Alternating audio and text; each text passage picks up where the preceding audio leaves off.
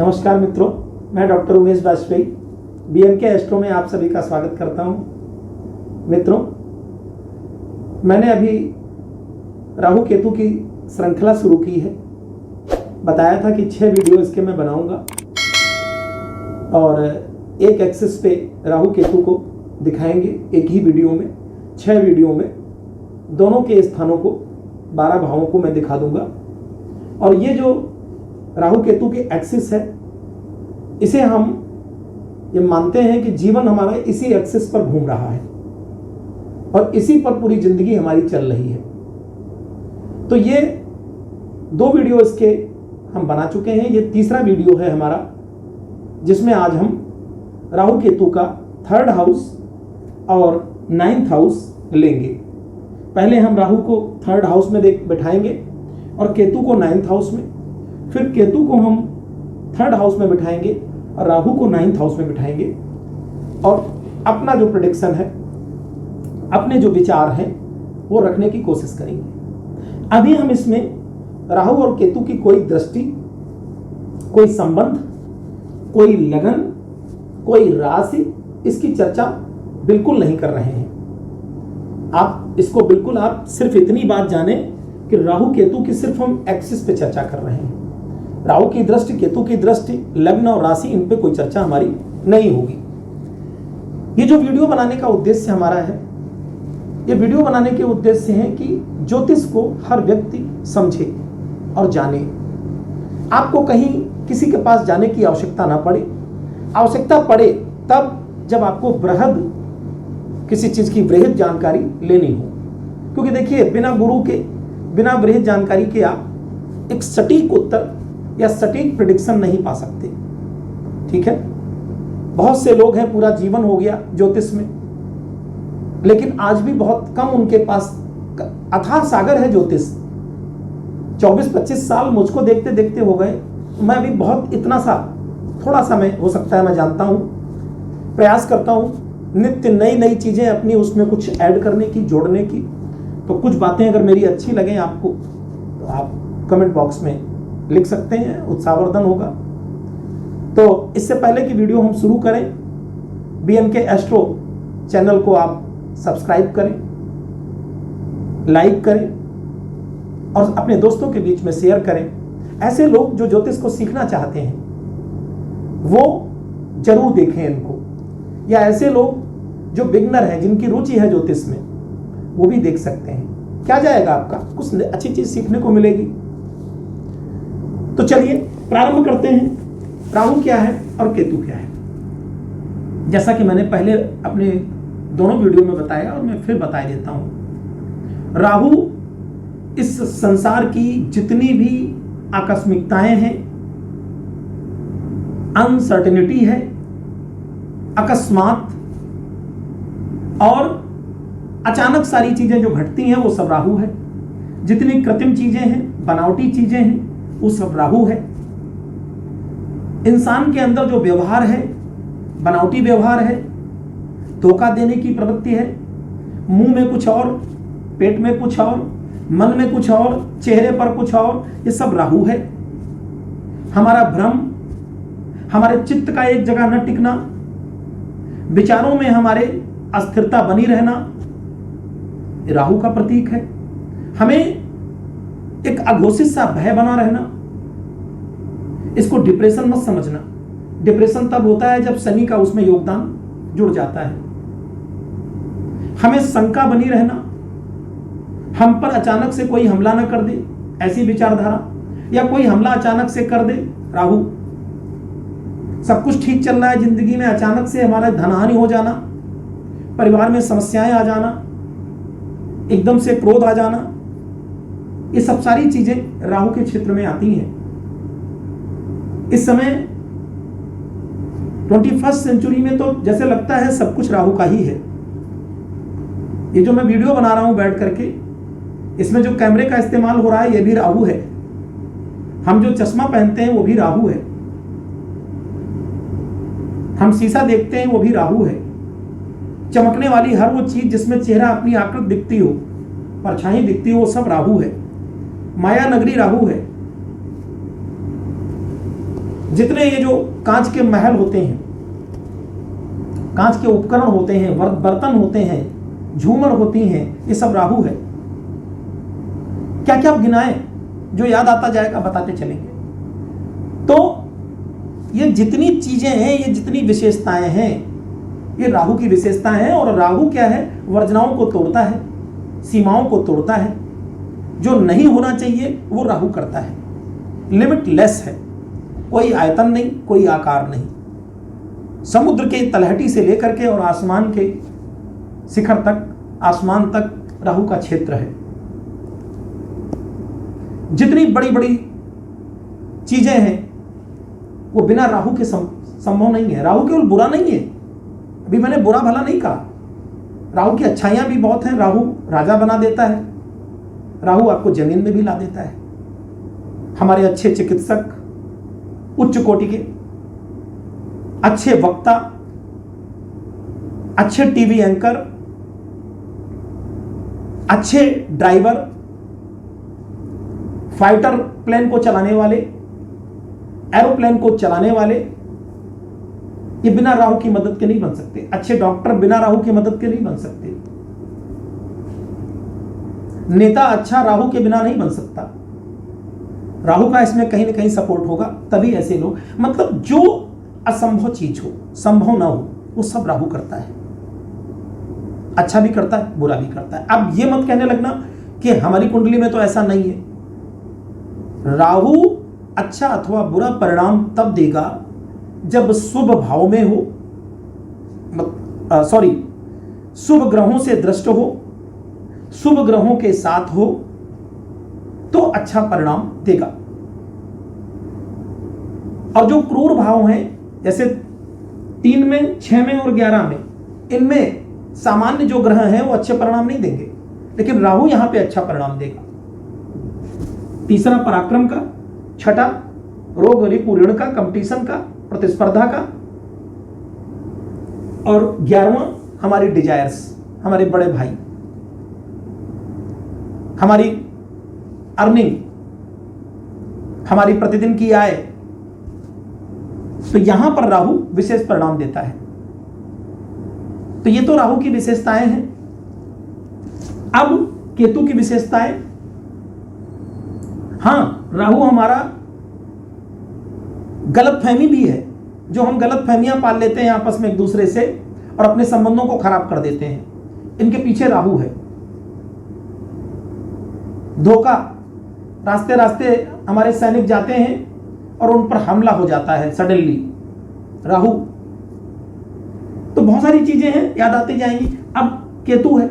केतु क्या है? केतु हमारी ऊंचाई है, पर्वत है, पताका है, ध्वजा है, हमारी फेम है, हमारा नाम है। दूर दूर तक जब हमारी ख्याति फैलती है तो वो केतु है। केतु हमारा जो है वो संकीर्णता का परिचायक होता है। देखा होगा आपने कि पताका कैसी होती है, पतली, चोनदार, तो संकीर्णता का परिचायक है। राहु है एक्सट्रोवर्ट, केतु है इंट्रोवर्ट। केतु अंदर की तरफ खींचता है कछुए की तरह, राहु बाहर की तरफ जाता है। आपने देखा होगा कि नदी में भंवर बनती है, देखा है कभी? नदी में गोल गोल भंवर बनती है, वो भंवर केतु है। हालांकि जो डीप गहराई है वो राहु की है, मैंने पहले ही बताया, भ्रमित मत होइएगा। राहु का क्षेत्र समुद्र की तलहटी से लेकर के आसमान तक है, लिमिटलेस है, कोई सीमा नहीं है। और ऊंचाई का परिचायक केतु है। लेकिन जो मैंने बताया पतली से जो भंवर बनती है वो पाताल तक चली जाती है, नीचे तक। वो जो भंवर है, उस भंवर के माध्यम से मैं केतु समझाने की कोशिश कर रहा हूं। समझ गए? चक्रवात और प्रतिचक्रवात बनते हैं। भूगोल में पढ़ा होगा कि जो चक्रवात आते हैं और जो प्रतिचक्रवात आते हैं, तो उसमें जो जब मध्य में केंद्र होता है और बाहर की तरफ वो बढ़ता चला जाता है, मध्य से बाहर की तरफ जब बढ़ता चला जाता है, जिसे एंटी साइक्लोन कहते हैं, वो राहु है। धुंध बिल्कुल जो है बवंडर को लेकर के तहस नहस करता है, वो राहु है। मैंने आपको भूगोल के माध्यम से समझाने की कोशिश की। तो केतु हमारा मंगल की तरह होता है, मंगलवत होता है। कभी कभी हम उसको मंगल की तरह मानते हैं। और केतु हमारा राहु की अपेक्षा उसे हम ज्यादा पवित्र मानते हैं। उम्र में हम कहते हैं केतु वृद्ध है, वयोवृद्ध। तो वृद्ध है तो मैच्योरिटी है। जिस व्यक्ति के जिस भाव में केतु होगा तो वहां आप उस तरीके की विशेषताएं देखेंगे कि उस व्यक्ति में वो मैच्योरिटी पाई जाएगी। हमारा पूर्व जन्म है, प्री एक्सपर्टीज है। आप समझ रहे हैं? केतु हमें डिटैच करता है चीजों के प्रति, राहु हमें लिप्त करता है, डिजायर में लिप्त करता है, भौतिकवाद में लिप्त करता है। केतु हमें भौतिकवाद से दूर ले जाता है, अध्यात्म की तरफ ले जाता है, हमें चीजों से डिटैच करता है, अलगाव देता है। अलगाव का मतलब यहां यह मत समझ लेना कि खाली दो लोगों के बीच में संबंध टूट जाना, विच्छेद हो जाना, नहीं नहीं। अलगाव का मतलब है दूर रहने लगना, न मिल पाना। ये चीजें भी हम केतु से देखते हैं। जितने भी ये अधिकारियों के, कर्मचारियों के स्थानांतरण होते हैं, उन सब में केतु कहीं ना कहीं पर इन्वॉल्व होगा। अलग होना किसी चीज से, वो केतु का लक्षण है। तो राहु और केतु, इन दोनों की एक्सिस पे अब हम चर्चा कर लेते हैं। बीच बीच में जो भी हमें याद आता जाएगा हम बताते जाएंगे। आज हम बात करेंगे कि अगर थर्ड हाउस में राहु हो और नाइन्थ में केतु हो तो स्थिति क्या बनेगी। थर्ड हाउस किसका होता है? थर्ड हाउस होता है हमारा पराक्रम, लग्न का पराक्रम। यहां से तीसरा घर हमारा पराक्रम होता है। पराक्रम इन द सेंस कि हमारी क्षमता। अब ये भाव काल पुरुष की कुंडली में बुध देव का होता है। यहां से हम लेखनी भी देखते हैं, राइटिंग भी देखते हैं। यहां से हम पत्रकारिता भी देखते हैं। यहां से हम छोटे भाई बहन भी देखते हैं।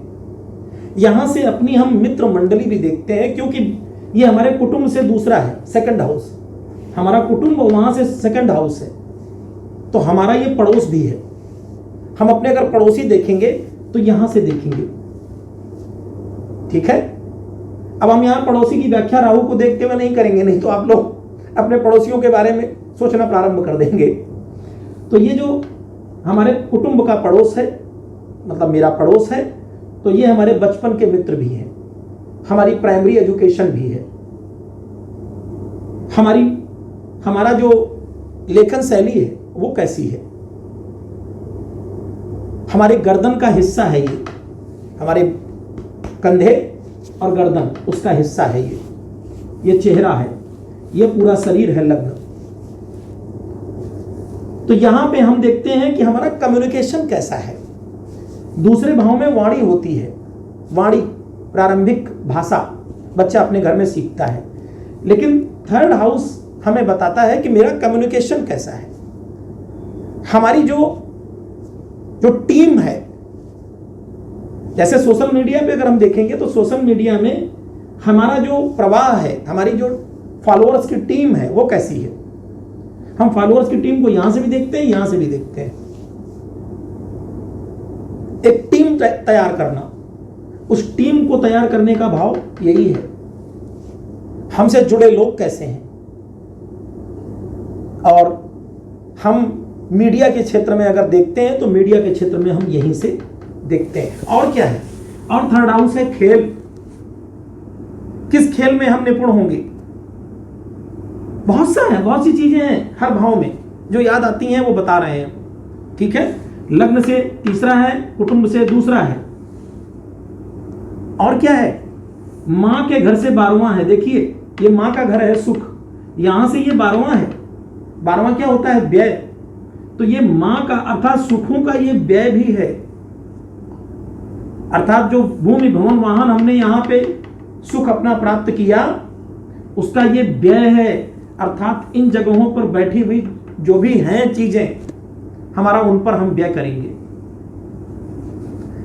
आगे चलेंगे, बताते चलेंगे। तो ये हो गया हमारा थर्ड हाउस। और अगर यहां पर राहु बैठ जाए, क्या करेगा? पराक्रमी बनाएगा। बहुत अच्छा राहु यहां का फल देता है।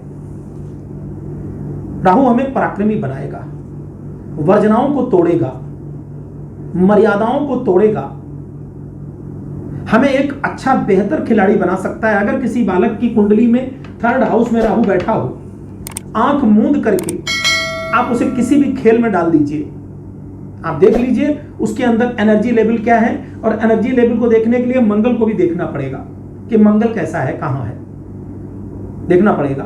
तो आप जैसे कुछ खेल होते हैं सॉफ्ट प्ले होते हैं और कुछ हार्ड प्ले होते हैं, जैसे football, volleyball, badminton, tennis, cricket,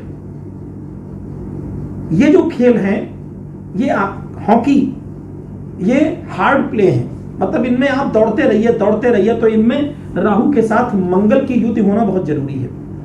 अर्थात अगर मंगल की युति हो जाएगी तो ऐसे अगर किसी के थर्ड हाउस में राहु बैठा है, उसको आंख मूंद करके आप इन खेलों में डाल दीजिए।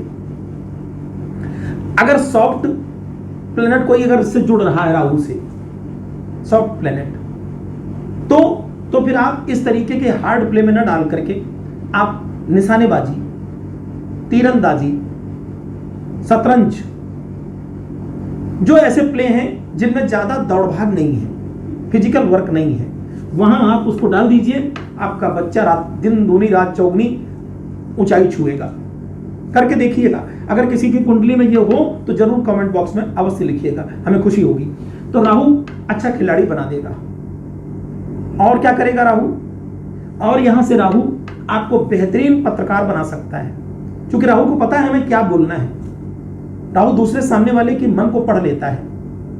तो बेहतरीन आप जो है एंकर बन सकते हैं। बेहतरीन मीडिया क्षेत्र में आप ऊंचाई पे काम कर सकते, पद प्राप्त कर सकते हैं। आप यहां पर बैठा राहु आपको लेखनी बहुत अच्छी दे सकता है,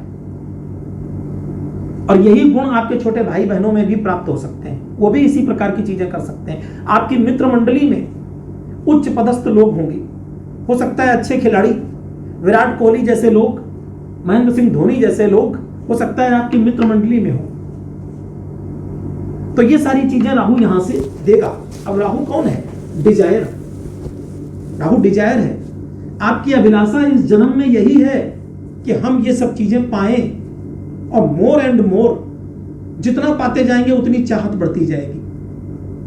ये सारी चीजें आपको लगेगा अभी कम है, अभी कम है, अभी कम है, और आप बड़े से बड़ी चीजें आप पालेंगे। मीडिया की फील्ड में आप पुस्तक राइटर हो सकते हैं।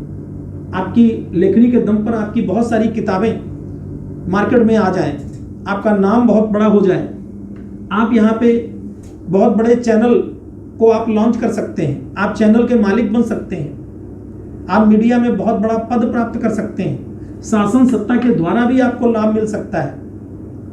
अब इस तरीके की चीजें भी आप यहां से प्राप्त कर सकते हैं। कम्युनिकेशन के मामले में आर्टिफिशियल इंटेलिजेंस का प्रयोग करके आप आगे बढ़ सकते हैं। एआई का प्रयोग करके, हो सकता है आप कंप्यूटर के बहुत जानकार हो, कंप्यूटर के बेताज बादशाह बने आप, और आर्टिफिशियल इंटेलिजेंस को के बहुत बड़े आप जानकार बन जाएं। बैंकिंग से जुड़ी हुई जो चीजें हैं, क्योंकि बुद्ध हमें बैंकिंग की तरफ भी ले जाता है, एमबीए की तरफ ले जाता है, तो आप बिजनेस एडमिनिस्ट्रेशन में भी बहुत ऊंचाई पे, हालांकि बिजनेस का क्षेत्र 7वां होता है, लेकिन उस क्षेत्र में भी आप बहुत कुछ अच्छा कर सकते हैं। तो डिजायर का घर है।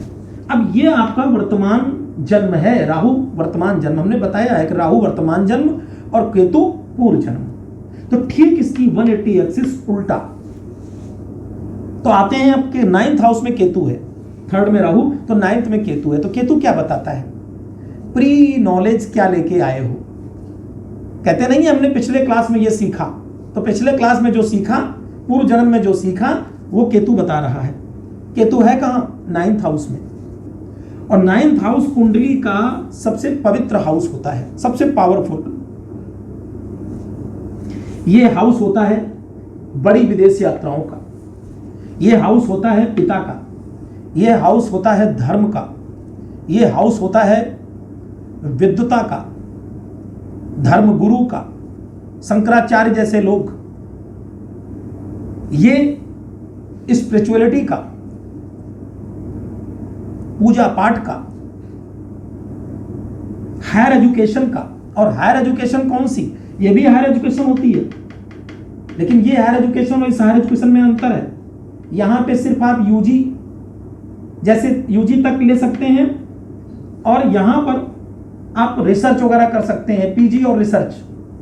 तो जब डॉक्टरेट करेंगे, पीएचडी करेंगे, जेआरएफ करेंगे, नेट करेंगे, वो सब आप यहां से देखेंगे, खास करके पीएचडी रिसर्च। यहां से हायर एजुकेशन, यहां से देखेंगे प्री प्राइमरी, यहां से देखेंगे प्राइमरी, यहां से देखेंगे हाई स्कूल इंटर, यहां से देखेंगे अपना ग्रेजुएशन, यहां से देखेंगे पीजी और रिसर्च अनुसंधान। तो वहां पर 9th हाउस क्या है? इन सब चीजों का द्योतक है, पिता है और आपका भाग्य है।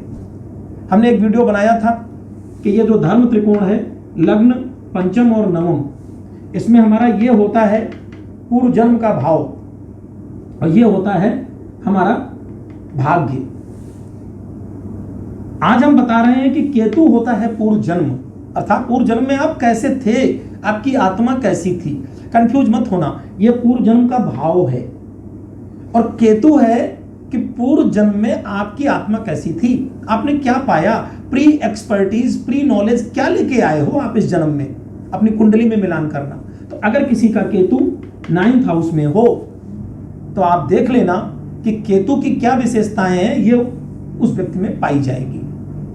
9th हाउस हमारा भाग्य है, 9th हाउस हमारे पिता हैं, 9th हाउस हमारी विदेश यात्राएं हैं, 9th हाउस हमारी ससुराल से दूसरा घर है, अर्थात ससुराल की वेल्थ भी है। 9th हाउस, ये देखो ना, लग्न से 8वां घर, तो 9th हाउस ससुराल हुआ, और ससुराल की ये वेल्थ है, अर्थात ससुराल हमारा कितना धनी, कितना संपन्न है, ये चीज बताएगा। हमारी ससुराल की वेल्थ 9th हाउस है। और क्या है? हमारी संतान से 5वां, हमारा घर 5वां होता है, हमारी संतान से 5वां, तो संतान की संतान, अर्थात हमारे नाती पोते, हमारे नाती पोते वो 9th हाउस है। और हमारा कंपटीशन, हमारी सफलताएं, हमारी परीक्षाएं, प्रतियोगी परीक्षाएं 6ठे भाव से देखते हैं। 6ठे भाव का ये 4था भाव, अर्थात प्रतियोगी परीक्षाओं में हम कितनी सफलता पाएंगे, हमें सुख कितना मिलेगा प्रतियोगी परीक्षाओं से। प्रतियोगी परीक्षाएं हमारे लिए सुखदायी होंगी या दुखदायी होंगी, सफलताएं पाएंगे या असफलताएं पाएंगे, ये सब कुछ हमें 9th हाउस बताएगा। कितनी अच्छी चीज बताई, आपने आज तक सुना हो तो बताइए कि 6ठे भाव से 4था भाव है, ठीक है। तो 6ठा भाव क्या है? प्रतियोगी परीक्षाएं।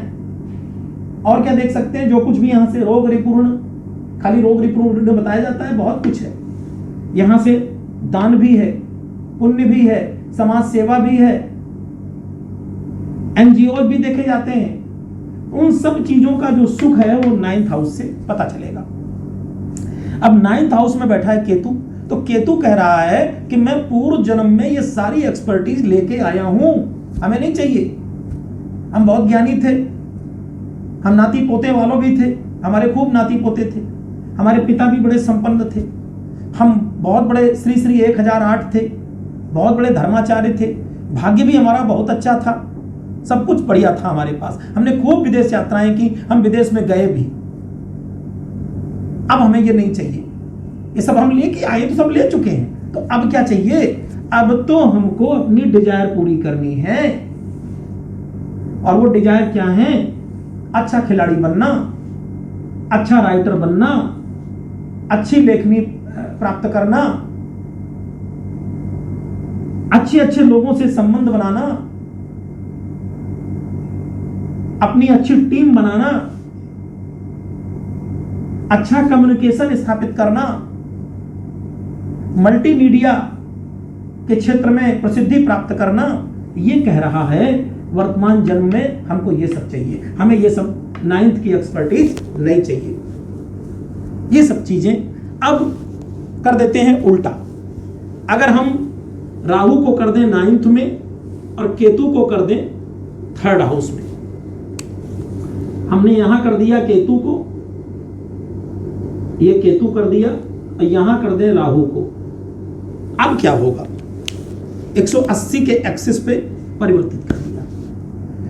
अभी बताया है केतु क्या है, बता चुके। आपका पूर्व एक्सपर्टीज, प्री एक्सपर्टीज, पूर्व जन्म, और भी मैंने इससे पहले वीडियो में सब बताया है कि केतु क्या करता है, डिटैच करता है चीजों से, सन्यास की तरफ आपको ले जाता है। मैं ये नहीं कहता कि सन्यासी बना देगा, लेकिन आपके मन में विक्षोभ पैदा करता है, विभेद करता है, दूरियां बनाता है किसी चीज की। आप समझ रहे हैं? तो जैसे यहां केतु था तो पिता के घर में, तो आपकी पिता से दूरी बनती। अब ज्योतिषी खट से कह देगा कि आपके पिता के बीच में संबंध अच्छे नहीं रहेंगे। जी भाई, ऐसा नहीं होता। आप ये नहीं कह सकते कि नहीं संबंध अच्छे नहीं होंगे। हो सकता है कि बेटा अपने पिता से दूर विदेश में रहता हो, दूरी है, या हो सकता है एक छत के नीचे रहते हो लेकिन मानसिक दूरी है। पिता का बहुत सम्मान करता है लेकिन पिता से बोलता नहीं है, बात नहीं करता। तो कुछ भी हो सकता है। उसके लिए और भी बहुत सारे प्लैनेट्स देखने पड़ेंगे तभी ये चीज। तो अभी सिर्फ इतना जाने तो केतु क्या है, डिटैच करता है। अब केतु किन से डिटैच करेगा? पूर्व जन्म में है, तो कह रहा है पूर्व जन्म में हम सब पा चुके, हम बहुत अच्छे राइटर थे, लेखनी भी खूब अच्छी पाली, हमारी वाणी भी बहुत अच्छी थी, हमने अपनी वाणी के दम पर बहुत सी सफलताएं पाई, अच्छे एथलेटिक खिलाड़ी रहे, बहुत सारे खेल हमने खेले, बहुत सी पुस्तकें लिखी, बहुत सा कम्युनिकेशन हमारा बढ़िया रहा, टॉप क्लास का, हमें सब चीजों का बहुत ज्ञान रहा, बहुत सी चीजें हमने पाली 3rd हाउस से रिलेटेड। अब कह रहा है कि हमको ये नहीं चाहिए, हमको डिटैच होना है, यहां से हमको यहां से डिटैच होना है। कह रहा है कि मैं नहीं जाऊंगा खिलाड़ी बनने, और मुझको किताबें भी नहीं लिखनी, और मुझे नाम भी नहीं कमाना, हमें इसमें कोई रुचि नहीं है, ये कह रहा है। तो रुचि किसमें है? वर्तमान जन्म क्या है? राहु। वर्तमान जन्म है राहु। राहु क्या है? Desire, more and more desire. क्या चाहिए उसको? विदेश भ्रमण चाहिए, वर्जनाओं को तोड़ेगा, किसी भी धर्म में विश्वास करेगा, उसको कोई चिंता नहीं। कहता है ना, मुझे कोई फर्क नहीं पड़ता, मैं पूजा पाठ करूं ना करूं, मुझसे मत कहिए, मैं किसी भी धर्म को मानूंगा, हमें कोई फर्क नहीं पड़ता। हिंदू, मुस्लिम, सिख, ईसाई किसी भी धर्म में कह दो, मैं मानूंगा। हो सकता है ऐसे लोग जिनके राहु नवम भाव में हो, उठा के देख लीजिए, ऐसे लोगों को कोई दिक्कत नहीं है। आप उन्हें दे दीजिए, हो सकता है रामचरितमानस पढ़ रहे हैं, आप उनको कुरान दे दीजिए, वो कुरान भी पढ़ लेंगे, बाइबल भी पढ़ लेंगे, वो जो गुरु ग्रंथ साहब है उसको भी पढ़ लेंगे, कोई ऐतराज नहीं उनको। क्यों? क्योंकि राहु लिमिटलेस है, वो वर्जनाओं को तोड़ता है, मर्यादाओं को तोड़ता है। तो उसके लिए ये चीजें बहुत छोटी हैं, उसे कोई दिक्कत नहीं है। अब आप सोचिए, जो संबंध नवे घर से है जिन चीजों का, अब जैसे मैंने बताया कि ये संतान का 5वां संतान की संतान है, तो हो सकता है कि जो मेरी संतान है उसकी संतान भी ऐसी ही हो। जरूरी नहीं है खाली पिता आपके ऐसे हो। 9th हाउस में अगर राहु बैठा है तो पिता के अंदर आपके इस तरीके की चीजें हो सकती हैं, आपके अंदर भी हो सकती हैं, या आपके जो नाती पोते हैं उनमें भी ये चीजें आ सकती हैं, वो भी इसी तरीके की विचारधाराएं, या आपको भी विदेश में खूब भ्रमण करने को, विदेश में रहने को, विदेश में हायर एजुकेशन लेने जाने के लिए आपको मिल सकता है। आप रिसर्च करने, हो सकता है पीएचडी करने, डॉक्टरेट करने। आप देखिए जो बच्चे बाहर जाते हैं पढ़ने, आप उठा के देख लीजिएगा, उनकी कुंडली में 9th हाउस कहीं ना कहीं से राहु से आपको जुड़ा हुआ मिलेगा। या तो राहु बैठा होगा, या राहु की दृष्टि होगी, या कहीं ना कहीं से राहु संबंध होगा। अगर आपकी किसी की कुंडली में हो तो कृपया जरूर आप लिखिएगा कमेंट बॉक्स में, हमें अच्छा लगेगा। तो आप जा सकते हैं विदेश, आपकी संतान जा सकती है विदेश, आपकी संतान की संतान जा सकती है विदेश, आपके पिता जा सकते हैं विदेश। धर्म के प्रति आप बहुत आस्थावान हो ऐसा आवश्यक नहीं है। हाँ, खास करके तब जब राहु अकेला यहां पे है। लेकिन अगर गुरु की दृष्टि कहीं से पड़ जाती है, या अच्छे ग्रह की, शुभ ग्रह की, तो फिर मेरी बात ये मत कहना कि नहीं आपने ऐसा कहा था। ऐसा व्यक्ति धर्म को मानने वाला भी होगा। अगर कहीं से अच्छे ग्रह की दृष्टि पड़ जाए राहु पर तो ऐसा व्यक्ति धर्म को मानेगा, पूजा पाठ भी करेगा, लेकिन दिखावटी कोई चीज नहीं करेगा। वो मतलब मन से धर्म को मानने वाला होगा, लेकिन विभिन्न प्रकार के आडंबर में वो नहीं फंसेगा। लेकिन उसके लिए जरूरी है कि अन्य शुभ ग्रहों की दृष्टि उस पर पड़े। तो वो अन्यथा अगर केवल राहु है और राहु पर किसी पुण्य ग्रह की, अच्छे ग्रह की दृष्टि नहीं है, तब तो दावा है कि वो व्यक्ति नास्तिकता की ओर जाएगा। उसे कोई नहीं इच्छा है अपने धर्म में और वो नास्तिकता की ओर जाएगा। ईश्वर को नहीं मानेगा, धर्म को नहीं मानेगा, पिता को नहीं मानेगा। लेकिन उसके लिए आवश्यक है कि पाप ग्रह की दृष्टि हो और कहीं और राहु अकेला हो,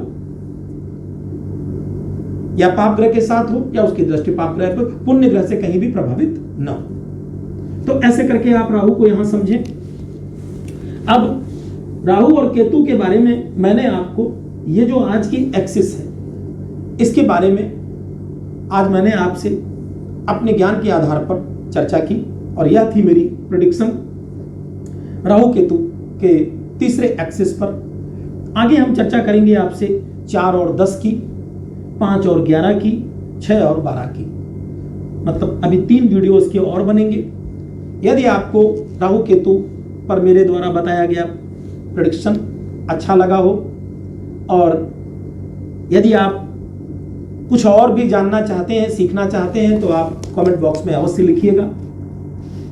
मेरे चैनल को BNK एस्ट्रो को आप सब्सक्राइब करें, लाइक करें और वीडियो को अधिक से अधिक शेयर करें ताकि बहुत से लोगों तक ये जानकारियां पहुंच सकें। मुझसे परामर्श लेने के लिए मेरे दिए गए व्हाट्सएप नंबर पर आप मुझसे संपर्क कर सकते हैं, अपनी कुंडली दिखा सकते हैं, उपाय पूछ सकते हैं, या मेरी वेबसाइट www.bnkastro.com पे जाकर के आप मुझसे संपर्क स्थापित कर सकते हैं। धन्यवाद।